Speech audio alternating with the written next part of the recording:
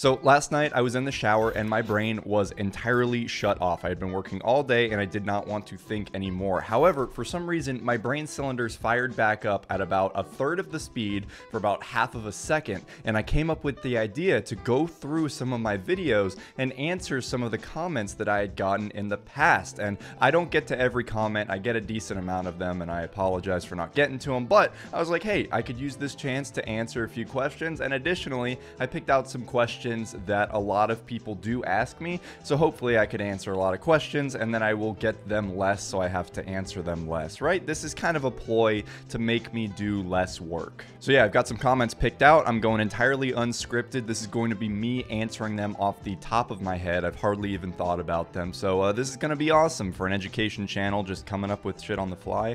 Let's get into it. So I'm gonna blur out names because, you know, I'm a nice person. So this person said, people, don't be confused. Every Shopify store does not have to be niche. And has like 8 exclamation points. Stop listening to these guys convince you that you only have to sell within one subgenre of retail, exclamation point.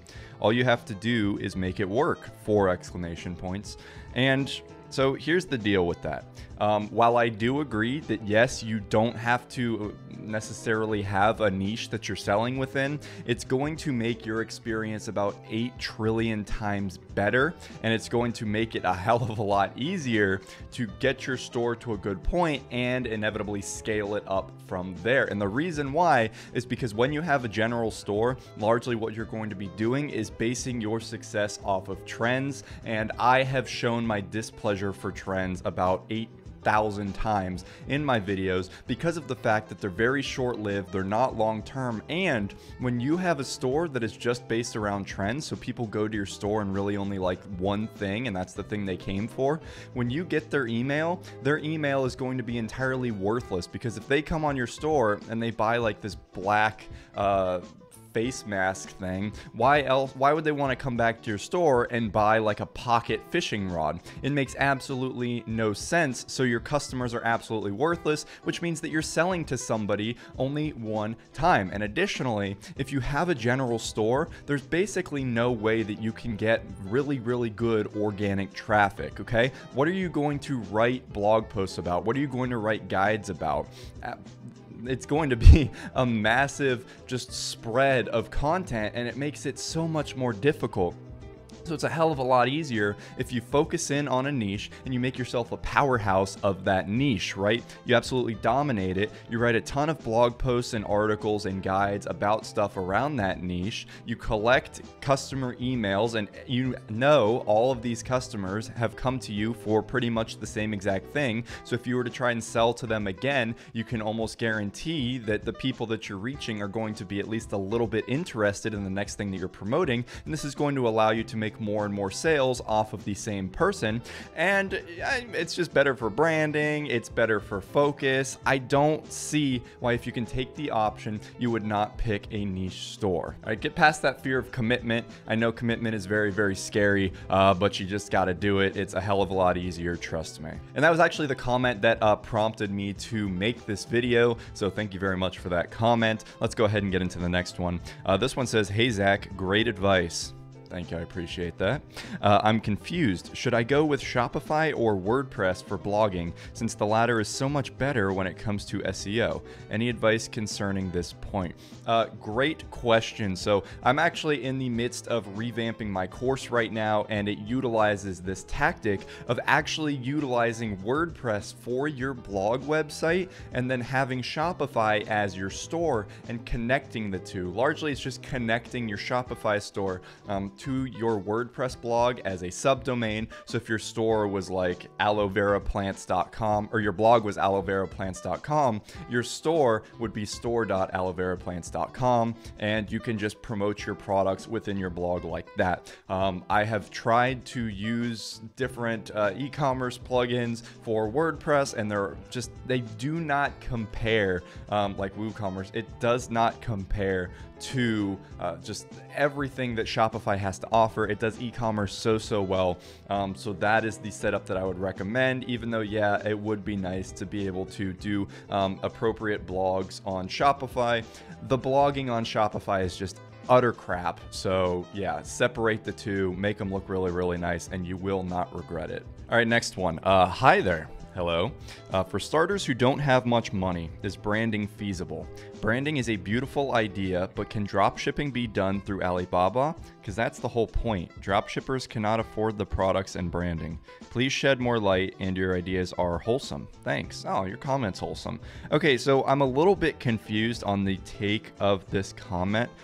So I will answer it in, well, okay, let me just give you an answer about branding. So branding is not necessarily plastering your logo on the products that you are selling. Branding is not necessarily the logo and the colors that you have on your website.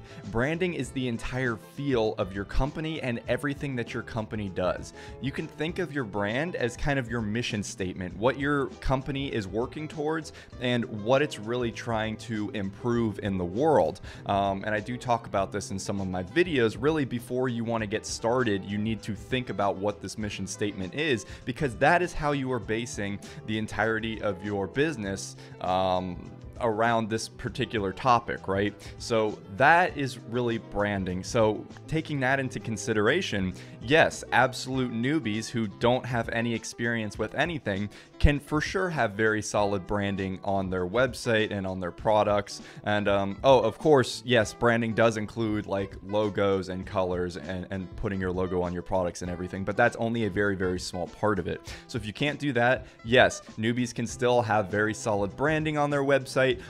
It's just the approach that you are taking, the language that you're using, the way that you're trying to sell it, how you're selling it, all of that stuff coming into play. So yeah, hopefully that cleared things up about some people's misconception about branding.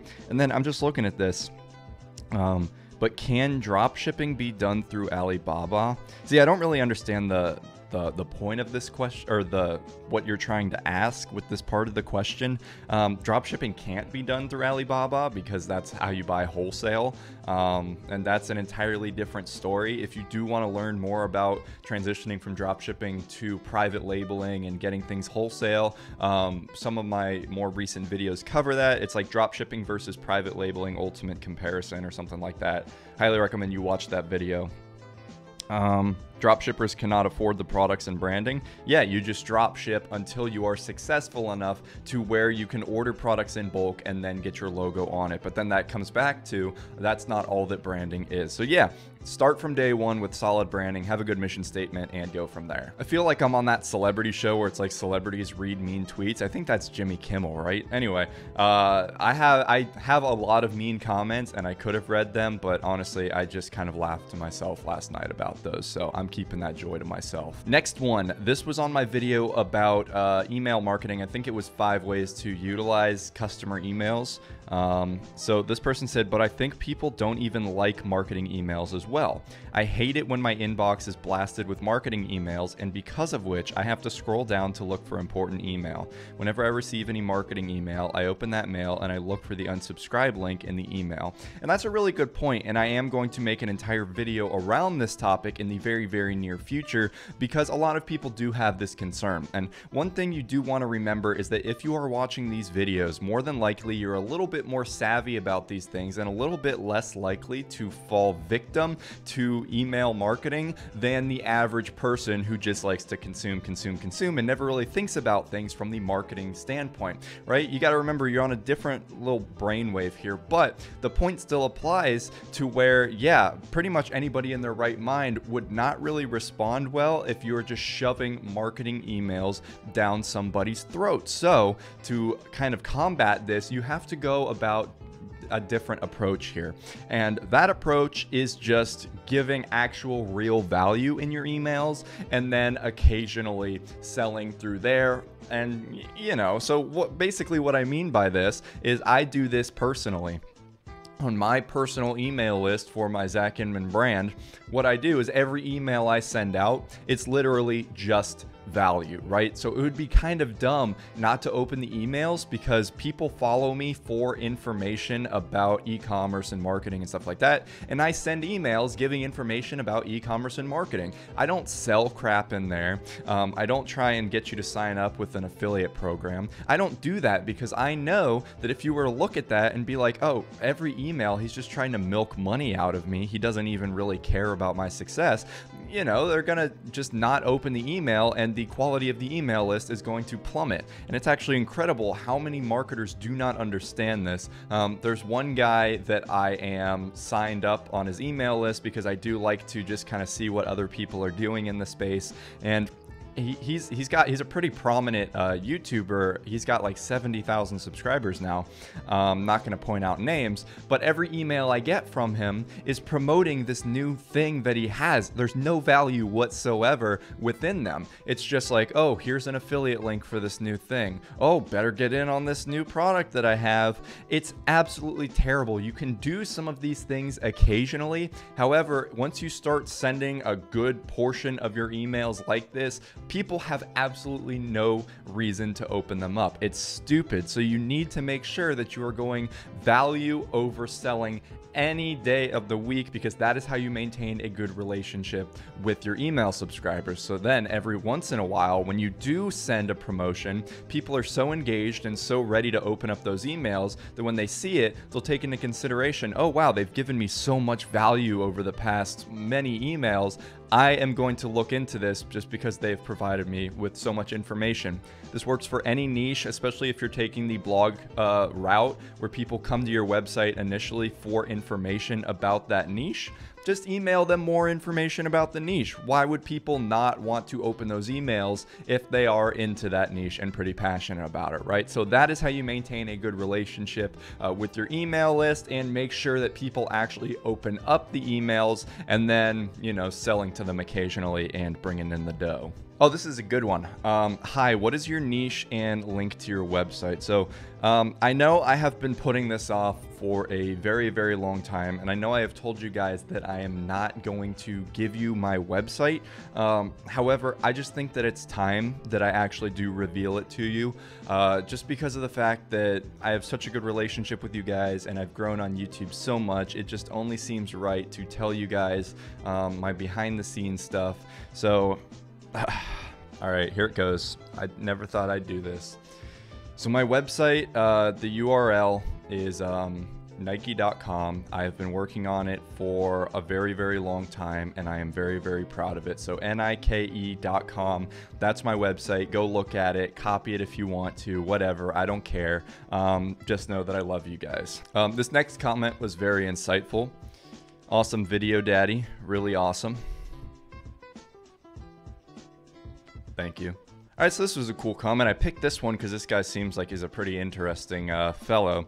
So, hey man, I've researched a lot into dropshipping the past month and the do's and don'ts. After looking for niches, I thought of wolves as one of them, but recently I thought of expanding it to old cultures like the Norse and Old English, since it plays a big part into the physique of wolves?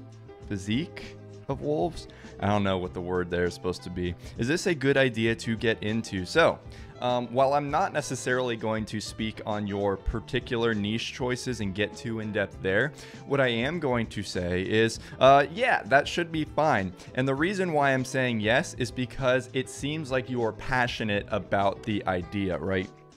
So obviously, if you're taking that Norse and Old English stuff into consideration, you actually care about that stuff, which means you will be able to make some pretty damn good content related to that topic. So the approach that I like to say here when people are picking their niche and deciding what to create content around and what to sell is it something that you are at least a little bit passionate and knowledgeable about? This passion and knowledge is going to allow you to really put in the work to make this thing successful. And also that knowledge is going to allow you to write content that is going to benefit other people that are searching for information within that niche, right? You kind of become like a little mini guru within that niche and give people information. So if you are passionate about wolves and the Norse and Old English, then yeah, go ahead and get into that, create a blog, hook up a store with complementary products, and really become that powerhouse in that niche. Because honestly, you can sell anything within a niche as long as people are actually fans of that niche. Like, you're not the only one,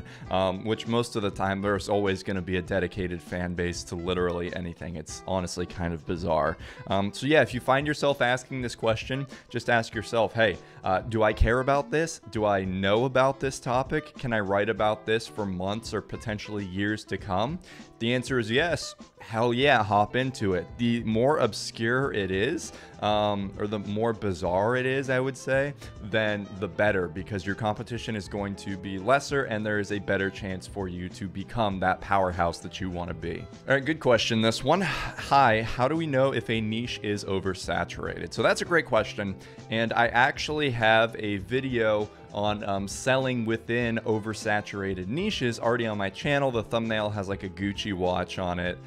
Go watch that video because it's actually one of my best ones. But here's my short answer to this question.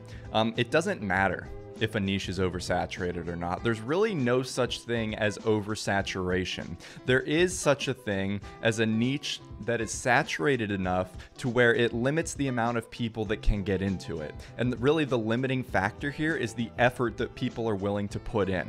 So I'm in the internet marketing space, okay? This is a very, very saturated and competitive niche because of the fact that people within this niche know how to market and how to sell. So everybody that I am up against is very, very up there in terms of skill level. So it's very difficult to break into the space. However, I have managed to amass 15,000 subscribers, whatever I'm at this point, and a decent amount of email subscribers and students and all that stuff because of the fact that I have actually put in the work to kind of define myself as a powerhouse within this niche. I like using that word powerhouse. It makes me feel fucking ripped.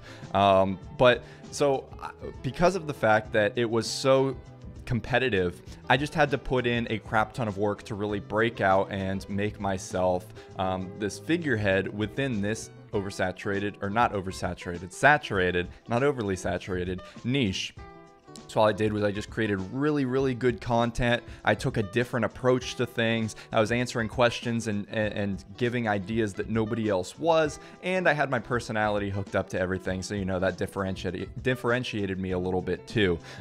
So if you are thinking that a niche is oversaturated, just look at the main competitors within that niche, see what they're doing, and ask yourself, can I do this better? Because even if there's a ton of people doing something, if they're not doing it super, super well and you can do it better than them, you can easily blow past them. Maybe not easily, but you can for sure blow past them as long as you put in the work to do that. So don't worry about oversaturation. Just ask yourself, can I bring something new, unique, and just better overall to this particular area? All right, so I really, really like this question. What are the best ways to build an email list? So the approach that I use to build an email list, and pretty much the approach that every single online company uses to build their email list, is they give a piece of free content and then have people give you their email in order to receive that free content. Now, this is an awesome approach because of the fact that the free content is exactly that. It's free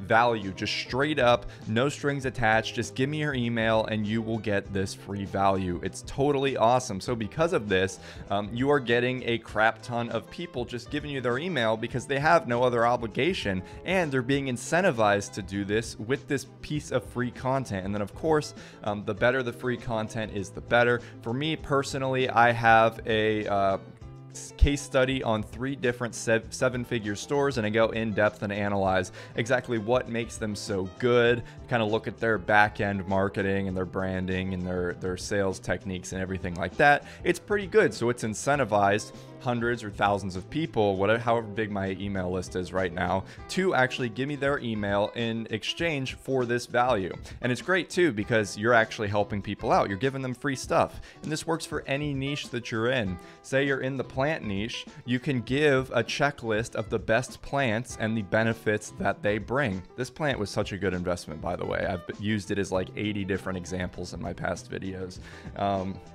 Yeah, just a little checklist like that. If you are doing kind of like a camping niche, you can do a camping guide, like maybe a 10-step guide to having your best experience camping. I don't know, the possibilities are absolutely endless, but this is my favorite way to promote an email, or promote your email opt-in and get people to give you their emails. And then of course on your website, you want to make this offer known. So on my website, if you just go to it, zach-inman.com, I have a banner image at the top. I have my hero image on my homepage right there. I have pop-ups on my blog post. It's literally all over the place, but it's absolutely free value. I'm not trying to sell people anything. It's just to get their email. It's fantastic. And if you want more examples of this, look at literally any of the big websites, because a lot of them do this, but also a lot of them don't. So they're really missing out on some stuff. All right, super good question here. Where would I find a mentor for this? I'm 17 and I'm interested in this. So this guy was just talking about like general drop shipping, I guess, or e-commerce in general. I don't remember what video this was on, but here's my answer to people that are looking for a mentor. And the thing is, a lot of people are looking for a mentor in the wrong way, right? They're looking for people that are incredibly knowledgeable and successful already in the space to give them their personal time and teach them all that they know. And I have to say, while this would be incredible to have, you're really not going to find much success in looking for a mentor that fits these requirements, because of the fact that people at this level, hell, even me, and I am not even that successful, right? Even people like me, I have literally no time to dedicate to people one-on-one to try and teach them some things. I really wish I could. I would absolutely love to. I just simply do not have enough time in my day to do something like that. So people that are even more successful or wealthy than me certainly would not have that time to dedicate. So really what you should be looking for in a mentor is somebody that is about equal or a little bit more knowledgeable to you in the space, but it's somebody that you can bounce ideas off of and really grow your knowledge through just common interaction with them. So I would even say my mentor is my friend, roommate, and fellow YouTuber, Brennan Valesky. You can check out his channel. He has one as well. We talk every single day about marketing, e-commerce, our YouTube channels, our online businesses, everything like that. And because of this discussion, we're literally on the same level knowledge-wise, but he provides a different perspective to things than I do. And this really allows me to kind of hone in on my ideas, to refine what I'm thinking about, and really put that into action. And it just gives me a fresh perspective on things that I wouldn't have if I was just trying to sit there alone and think about the things myself. So that's really my advice for finding a mentor at any stage in your career, is just find someone around the same level as you and have normal discussions with them, have a normal relationship with them, and the growth from that will follow. All right, so this is a really good question. Hi Zach, I need your advice. I dropship Asian blow-up dolls from Alibaba. It's hard to advertise on Facebook, especially when I tried putting an ad of me on top of the blow-up doll with a nice grin on my face. Excuse me. Do you have any ideas about how I can effectively advertise my blow? Okay, I'm skipping past that. Hey Zach, for somebody with legit no experience in dropshipping, not me, him. Is this model viable? Or should I start with the typical dropshipping model? If so, what is the estimated startup cost? So I think this guy was asking this on my private labeling video, and in which case you should definitely start off simply dropshipping. So here's the thing, and I'm making a video on this very soon. It's probably going to be my next upload, in the sense that dropshipping is not its own thing. Okay, people try and say drop shipping is like this incredible business model. You do all these things differently with it. You know, you play off of trends, blah blah. But dropshipping is literally just a method of product fulfillment, okay? Dropshipping has been around forever, as long as e-commerce has existed. Right now, it's just becoming a lot more accessible for people to start using it for their businesses. But dropshipping is only product fulfillment. It shouldn't be the entire basis of what your business is, like just throw up some cheap AliExpress products and hope people buy it. That's not an online business at all, okay? So with legit no experience in dropshipping, is this model viable? The model of shipping products out from a manufacturer to a customer has existed, like I said, forever. So yes, it's incredibly viable. The method of utilizing dropshipping as the crappy store and then trying to drive Facebook ads to that is not viable. That's terrible. But if you form a legitimate blog and you have good organic reach to your store and you become kind of like a powerhouse within there, and then through that you cross promote your products on your separate store and you're like, hey, these are our products and they're just being fulfilled from China, then yes, that is super viable. Now, if you are talking about like private labeling and everything, yeah, you don't really have to worry about private labeling until you get to the point where it makes sense to. Once again, I would check out my my video. It's one of my recent ones. I don't remember the exact title of it, but it's like dropshipping versus private labeling ultimate comparison. Check that video out. It's super helpful and giving you an idea for what you should expect when you start transitioning over to private labeling. And yeah, that's my take on that. And I like this comment, and I wanted to just say something about this. So this guy said, guess some guys think they're a hunk when you put them in front of a camera. Not a good business look. Hard to take a guy in a wife beater t-shirt seriously. So here's my take on this. This was on a video where I was just wearing a tank top because I was like, you gotta commit to stuff, and I was like, just, you know, kind of enjoying myself. Here's my take on this. So what you actually do need to do, and this might be a little bit difficult, is go ahead and go to a comfortable space, maybe your bedroom, lock the door, and it might take a little bit of a while, but you need to get a firm grasp on it, okay? And pull the stick that you have up your ass, because life does not matter that much. And if you are so hung up on somebody's appearance to where you can't take what they're saying, you know, as just the value that they're giving, then you are not going to get anywhere in your life if you're so hung up on stuff like this. Just wanted to say that. Hopefully I can help you out, dude, and make your life a little bit more enjoyable. And anybody else that has this kind of vision too, yeah, you should go ahead and do the same thing too. I guarantee you, you're going to feel a lot better. And that's it. And that actually took a lot longer than I thought. I thought this was going to be like a little 10-minute video, but my God, was I wrong. If you stayed through this entire thing, that's fantastic. Keep asking me questions. Once I do stop revamping my course, or really once my course is done, I am going to be a lot more active on YouTube once again. I just have to really hunker down and make sure that this course is the best that it can possibly be. I'm very proud of it so far. And yeah, just keep asking questions. I'll answer them. I'll help you guys out. And I look forward to getting some more things about me wearing a tank top, which I should do in my next video just to anger some people. But hey, if you enjoyed the video and you want to see more like it, hit that subscribe button down below. Also, check out those videos over there. I think you're really going to like those. And check out my website. It's linked right below me, zach-inman.com. Got some good stuff on there, and I'll see you guys around. Peace.